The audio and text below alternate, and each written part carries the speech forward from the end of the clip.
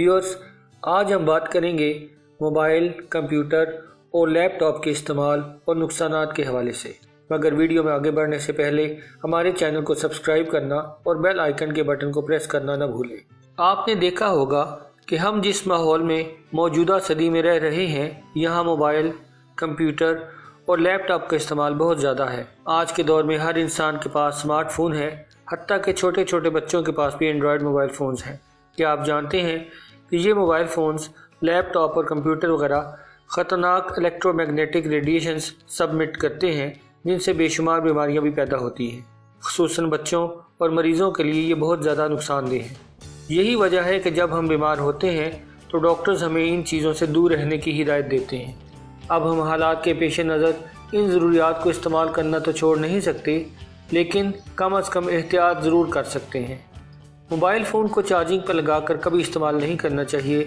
रात को सोते वक्त मोबाइल फ़ोन या लैपटॉप को अपने जिस्म से कम 3 फुट के फासले पर रखें। बच्चे इन चीज़ों का कम से कम इस्तेमाल करें। मोबाइल फ़ोन के इस्तेमाल के वक्त हैंड फ्री का इस्तेमाल लाजमी करें।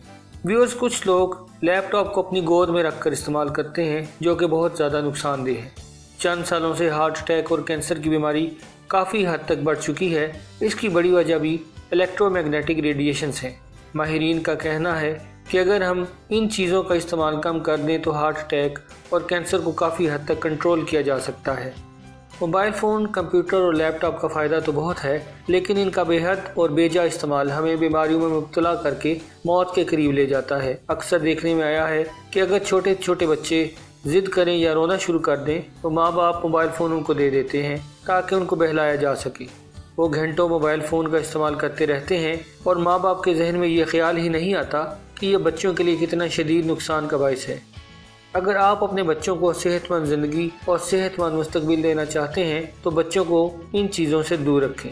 आज की वीडियो में इतना ही। जाने से पहले हमारे चैनल को सब्सक्राइब करना ना भूलें और साथ ही साथ बेल आइकन के बटन को प्रेस कर दें ताकि हर आने वाली नई वीडियो आप तक बर वक्त पहुँच सके।